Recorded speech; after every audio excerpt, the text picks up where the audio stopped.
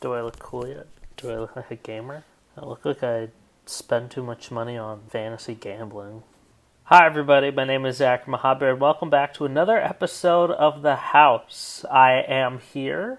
I have my backwards North Carolina hat on, looking ready for a nice night of professional poker. Deuces wild, whatever, right? Okay, so this week's a little different. I was not able to watch a replay of AEW last night, and unfortunately, I watched NXT instead, so we will be doing a solo review of NXT. Still think it was a decent show. I managed to watch pretty much all of it.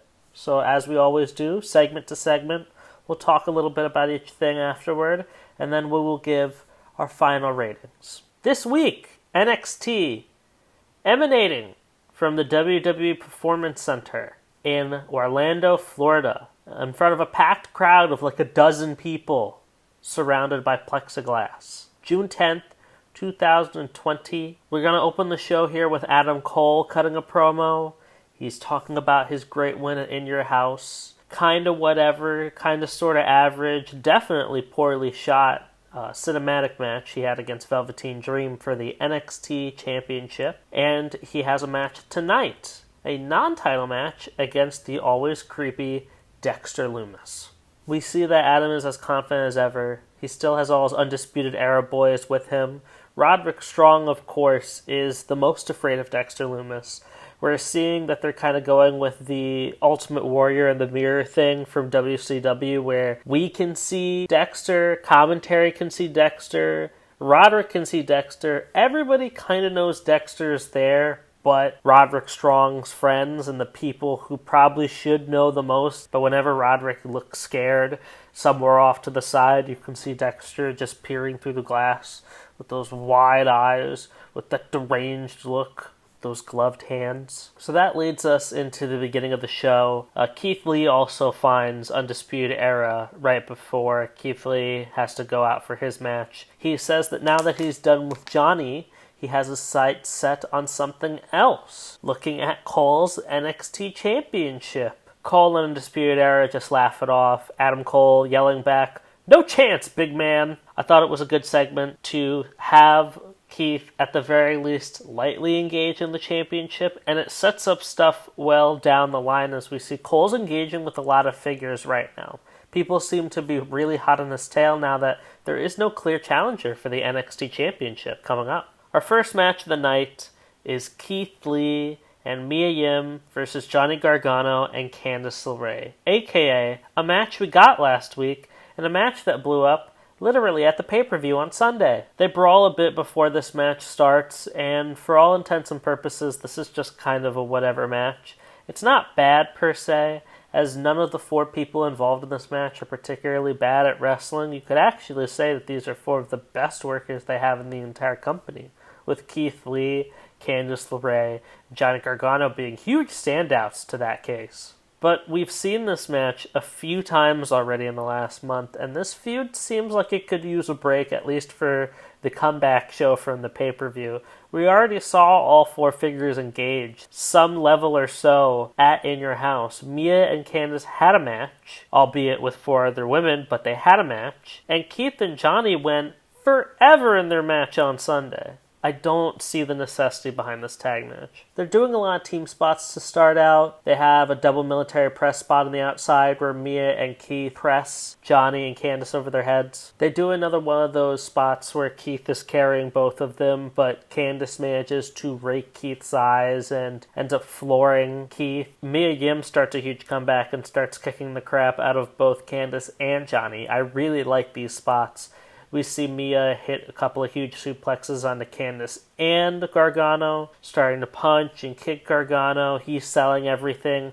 Gargano's kind of small, so it makes sense for him to sell these punches on somebody so similar to his size. Mia tries to hit a dragon suplex onto the outside, but Keith accidentally bumps her off the apron into the railing when he gets tied up with Gargano. Then Johnny hits one final beat on Keith, but Keith lands on top of Candice, crushing her under the massive weight of the Legion. Keith tries to help her to safety. He literally lifts her up and you can see she's limp, taking advantage of Keith's obvious face concern, Johnny rolls him up, gets the 3 count, gets the win for Gargano and Candice, the Mighty Mouse couple of NXT, and they roll out of the ring, except Candice is actually knocked out, in the world of this segment. Johnny doesn't care. They won. He's trying to hold her arm up and it's all limp. She's literally just like a sack of potatoes, like a wet blanket, just flopping around. But Johnny doesn't care. He's once again bested Keith Lee. He's as happy as he could be. Like I said, this wasn't a bad match, but we've already seen this match like 4 or 5 times already. I could have used a break from it just this week. I've now seen these people wrestle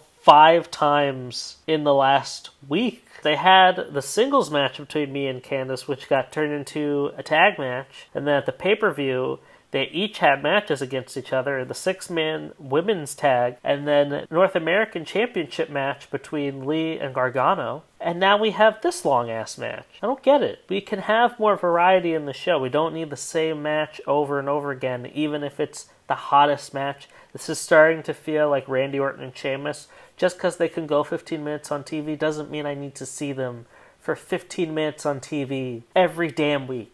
We get a recap of Damian Priest versus Finn Balor at TakeOver. This was a tough loss for Damian, but it was a hard-hitting match. It was a necessary match for Finn. I noticed a great note from Wrestling Observer Live where Brian Alvarez points out that Finn doesn't really job out much in NXT, so anyone thinking that Damian was going to get pushed here may not have been paying attention to the history of dominant wins that Finn has had. Not meaning to say Finn doesn't make these guys look good. He's very capable of selling on a main event level, creating a dramatic setting around his matches that make anybody he engages with, whether it's a Damian Priest or Cameron Grimes or a Kevin Owens or a Sami Zayn, look very complex in their offense, look very daunting and powerful in their defense. But Finn does have a very large history of beating guys at takeovers, of beating people on this NXT roster. That's why he's one of the faces of this roster. We then see a short network exclusive of Damian Priest after the match. He's talking about it being a tough loss. The legacy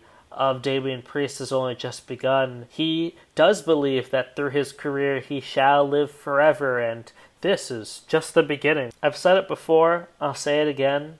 Damian Priest's promos are really bad. I think he is one of the worst talkers on this roster. By and large, I'm looking at a lot of Damian Priest as I do Baron Corbin. The look is very similar. The hair is similar. I could see him looking the same way if he shaved his head, just very similar to Baron Corbin. They have somewhat of similar stature, and they have the same beats when they talk. It's very robotic in how they go from one word to the next. You can almost read the script on a blank page, just listening to Damian try and piece this thing together. I think one of the biggest problems with how Damian speaks is that he does put inflection and emphasis on words, but he has no way of conveying emotion behind it.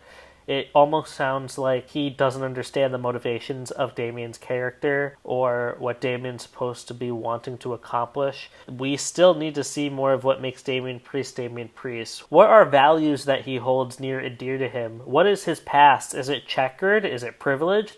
I don't feel like I know anything about Damian at all, because he doesn't have the advantage of being an indie guy, coming from an indie background where that fills in a lot of blanks, and he's just a guy, and he's just a boring guy. Like many have said, it feels like the Stephanie McMahon school of promos where he is being told to say things in a certain way, and that certain way is for the NXT Championship. This wasn't a great promo, and I did not care for it. And then we get Cameron Grimes, another guy that I do not care about. He will be facing Finn Balor again tonight. He is 1-0 against the Demon. He's very lively towards this interview person. I do have to say that as much as I'm not into him, I do appreciate his enthusiasm and his mic work. He's so happy to talk about that win against Finn Balor. Oh, you're telling people what they already know. Oh, they know who the man is. They know who Grime Time is. He calls himself Cameron Confidence Grimes. If I had a middle name, it'd be Confidence. Cameron Confidence Grimes. You can barely hear most of this promo because while Cameron is yelling for a solid 30% of it, he's whispering for the other 60 or 70. So by the time that we actually get to whatever he's supposed to be saying, Damian Priest gets into frame, so we can just assume that Cameron was talking shit about Priest. Damian mean mugs him and then elbows him in the face, and then implores him, continue. It was kind of funny just to see Cameron on the ground looking like a bitch, but the segment doesn't really do much, and if this is supposed to be a face turn, it's lazy and dumb, and I would hope that the face turn for Damian is something more substantive than hitting a guy in the face unprompted. Then we'll be told we'll be taking a special look back at Io Shirai's championship win, and we go to commercial. When we come back and we see this video package, I do have to say it was quite long and sizable. I do appreciate how much attention they are giving towards this big win by Io Shirai. We see reactions from fans at home. We see a big reaction from Mauro Ranallo. We see Asuka celebrating. We see Shinsuke Nakamura celebrating. We see all these NXT fans at home celebrating, just loving the fact that Io Shirai in the sky has finally gotten her hands on the pie, the NXT Championship. And at the end of it, she says, very stoically, very calculated and coldly, just like she always does, this is my division.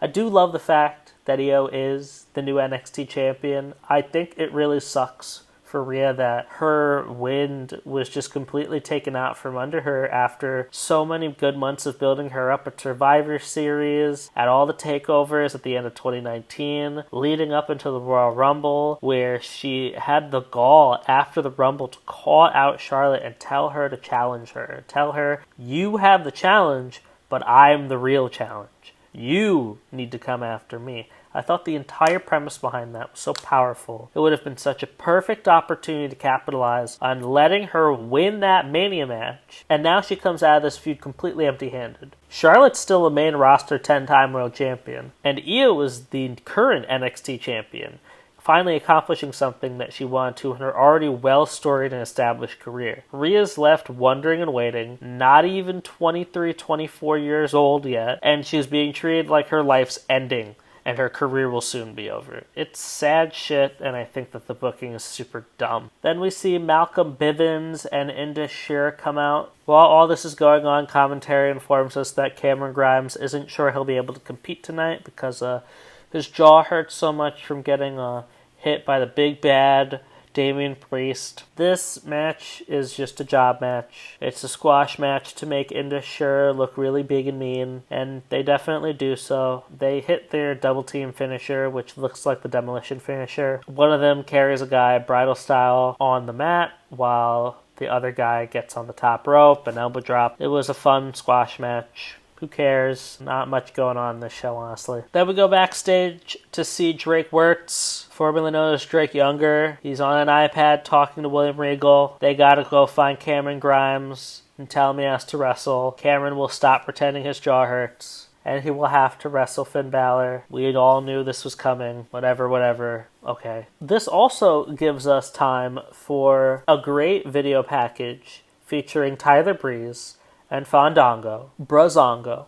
I thought this was really fun, and I love the idea that Brazongo is still together. I always thought this tag was very underutilized, and they have so much potential for comedic timing and effect that they deserve to be on a promotion that gives them the time to really flesh out their characters and interact with people. They mentioned that they definitely got too caught up in writing fashion tickets and handing out fashion citations, but the two of them are capable of having high-profile matches and getting huge wins. Fandango's debut match, he reminds us, was against Chris Jericho at WrestleMania, and he won the match. And Tyler Breeze has faced some of the best in WWE/NXT's recent history, like Neville, like Jushin Thunder Liger at NXT Takeover Brooklyn, which I actually did attend in person. Like Kevin Owens, like Sami Zayn. Neither of them are a stranger to success, so they want to make the most out of this number one contender's opportunity for the NXT Tag Team Championships, and they will have that next week on NXT. It will be Brizongo versus Imperium And we're reminded of that match next week. Then we get a highlight video of the Karrion Kross versus Tommaso Ciampa match. This match was devastating for Ciampa. Not a burial by any means, I don't mean it like that, but he got thrown around. This was a great match for Karrion. It really gets over that Killer Kross gimmick that they're going for. We then get a short network exclusive of Ciampa leaving the Performance Center really late. He was probably in the gym or running the ropes. It's obvious that he's tired and he's got a lot on his mind. He's ignoring the interviewer asking him about the match, and he drives off. Obviously, very upset about getting his ass handed to him. We go to another commercial, and when we come back, we see Rhea Ripley talking about the title match on Sunday. She's obviously not happy. 2020 has not been a very good year for Rhea Ripley. She went from challenging the Queen to a WrestleMania match to being flat on her ass here right after NXT Takeover in your house. Robert Stone comes out, and he's so desperate at this point. He's trying his best to get anybody to take him as a client, even the begrudgingly unenthusiastic Rhea Ripley. Robert says, in 2020, you were a huge loser. And in 2020, I was an even bigger loser. Wait, where was I? What was I saying? Robert Stone's obviously lost his way here.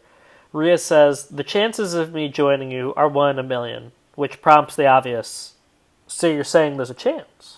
Rhea leads him away to discuss the contract further, and then slams him into a dumpster, because his question was trash. Next up, we get that Cameron Grimes and Finn Balor match. Cameron looks pretty fine here. No signs of any jaw damage. Finn comes out and he's staring the camera down hard, looking straight into the eyes of the viewer. You have to love, no matter what, Finn has amazing ring presence, even when there's nobody around the ring. I actually thought this match was really good. Apparently the first match between Grimes and Balor was pretty good as well. I did like the pacing here. I don't particularly like a lot of Grimes' look. I think there's just something about him that isn't particularly stand out to me, but I do have to say that he worked Finn really well here. I like his use of heel tactics, and I thought he sold for Finn really well here. Towards the finish of this match here, Finn gets a reversal and a double foot stomp, a sling blade, a corner drop kick. He misses the coup de grace. Grimes rolls him up. We get a near fall. A few more transitions. Grimes reverses a slam attempt. We get another near fall. They repeat the same spots, just with different holds and moves for another near fall. Grimes goes for a cave-in. Finn dodges. He hits a reverse 1916 when he doesn't get the pin there. Then he hits the coup de grace after missing it the first time. Hits another 1916, this time the right way around. And he gets the pin there. Was a bit long on the tooth, but I liked the match. It was pretty entertaining while it lasted. Finn then addresses the camera directly. I'm very sorry if I'm getting these words wrong. Unfortunately, they didn't lower his audio on the show, so he's talking over his music, but the music's in through the broadcast channel, so it's the studio camera's audio against the actual monitor's music audio, so he's getting drowned out to all shit here. But he says that he's looking forward towards the NXT North American Championship. When Keith Lee is done playing house, he's coming for him. That's exciting. I mean, could barely hear him, but that is quite exciting. Kacy Catanzaro and Dakota Kai are coming up after the commercial. So this Catanzaro-Dakota Kai match, I do not know how far Kacy can go here on NXT, but I do have a lot of respect for how goddamn athletic she is. She's so small, and her physique is quite tiny, so she's not really going to check either of the boxes aesthetically for the mass appeal or whatever Vince might feel mass appeal is, but she has an amazing moveset. She's really good at spinning her body on the mat itself. We have Dakota on the outside doing a couple spots where she's trying to throw her legs around, and you see Kacy whipping herself into circles on this bottom rope. Like, it's crazy. We see that Catanzaro's basic leg drop is a somersault, so she does a front somersault into the leg drop. This mostly boils down to a squash match for Dakota Kai. She looks like she's 6'5" next to Kacy, so this was the perfect way to use her here. Kai hits her GTK, the Go to Kai, and gets the win here. She then reaches for the camera herself and says, "I'm coming for that championship. Do you hear me?" Caden Carter tries to even the odds between Raquel, Dakota, and Casey, and Raquel and Dakota go running like the chicken shit heels that they are. Overall, a short segment, but I am excited for Dakota Kai title run or title matches. She's really good in the ring, and her heel work's been quite top-notch the last couple months. Back from the break, we get a Timothy Thatcher video promo. He is going to be opening up a wrestling school or camp or outfit or revolutionist society or a revoltist cult. We'll see. It was a nice promo, though. I'm excited to see what comes of it next week. He says, "Please have your forms and liability waivers filled out, but leave your tears at home." I like that. That's cute. Next up, we see the NXT Cruiserweight Champion, our boy, El Hijo de Fantasma. He doesn't get a single word in before our hero, Drake Maverick, appears. Drake first congratulates him. He calls Hijo an amazing competitor, an excellent cruiserweight. We had a magical match. He knows all the attention was on him getting his job back, but it should have been on Fantasma for debuting in that cruiserweight tournament and winning it. This all leads up to Drake asking for a title match. Of course, Hijo says yes. Then the masked luchas that we've been seeing for how many different weeks, kidnapping superstars, terrorizing the roster, they come out. El Hijo and Drake are back to back. They're looking to stand off against these guys. They have them surrounded. What is this? If you couldn't see it coming from the moment the segment started, this leads to El Hijo turning heel against basically the whole roster. The masked men are the two guys that already got kidnapped, which doesn't make the most sense to me, but okay. And El Hijo gets revealed to be a man named Santos Escobar. So Santos Escobar is now our NXT Cruiserweight Champion, or always was. The Luchas hit frog splashes from opposite sides. They stand tall over Maverick. I don't really care for it. I had seen this coming on the merits that I had not figured that they were going to let Drake walk after this tournament was over, but it felt too easy to give him the championship. So while this obviously does mean that more is going to be going on for Drake, he has a feud now to pursue, it just feels like a bunch of predictable crap. All I can say is, congrats on Drake Maverick for getting your job back, dude. This is some stupid shit. With NXT Undisputed Era backstage, they have found another Dexter Lumis drawing, this time of them in pools of blood. And that means we got Adam Cole versus Dexter Lumis coming up, our main event of the evening. I thought this non-title match was pretty good. Lumis looked strong here, but Adam Cole got the best of him. Double interference. One guy distracting the ref and another guy coming in to try and get a cheap shot on Dexter for Adam to hit the last shot, pick up the pin and the win. It's your standard heel champion TV main event. The face looks good, but the heel's just smarter, better, hotter, has more resources, blah, blah, blah. Post-match, the other two Undisputed Era guys are very quick to leave the ring, but Adam Cole wants to come back and talk shit. This gives Lumis time to enter zombie mode and jump up and try to choke the hell out of Adam Cole. Fish and Strong try to break it up, but the Velveteen Dream comes out to even the odds. So it looks like everybody's coming after Adam Cole, because Dream's not done. Everybody disperses, leaving Adam Cole alone in the ring. The lights go out. A single light casts upon Adam Cole. Then we see up the ramp. Who is that? She turns around. It's Scarlett. It appears that Scarlett is here to present Adam Cole with an hourglass. She flips it over. We see a very dramatic shot of her in one corner and Karrion Kross's logo in the other. And then we see the opposite shot of the hourglass in the foreground and Adam Cole in the background, clutching his title, obviously very, very scared of the idea that his time may be running out and he may not be able to hold on to that NXT Championship any longer. Overall, I thought this end segment was excellent. The match was whatever it was, but the stakes for this main event feud were established all throughout the show. Keith Lee, Dexter Lumis, Velveteen Dream, Karrion Kross. Everybody seems to have a problem with Adam Cole right now. It's him versus the world.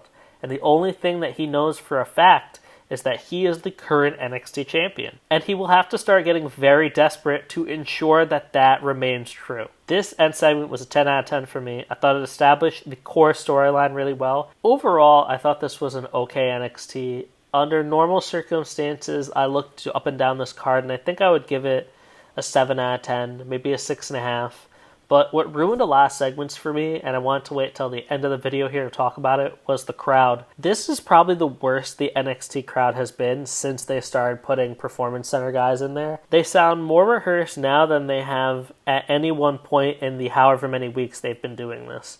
They were waiting to cheer. They were waiting to boo. They were waiting for people to stop talking. It was so perfectly paced and so massively in unison, it was really hard not to focus on. Key examples that I listed here were Mia Yim and Keith Lee's entrances, as well as the Cameron Grimes-Finn Balor match. I noticed that every single beat seemed really well mapped out, and places where you shouldn't have to tell people to cheer and not cheer were completely unaccounted for. No one said anything during Keith Lee's entrance. That's a huge moment in the crowd for a stare NXT crowd, and people like Mia Yim. Why is she not getting a pop? Under normal circumstances, that El Hijo Drake Maverick turn would have gotten at least some reaction from the crowd, but it seemed like these Performance Center guys were almost queued up to the second to all in unison boo at the same time, or cheer Drake at the same time while he was cutting that promo before the turn. It all felt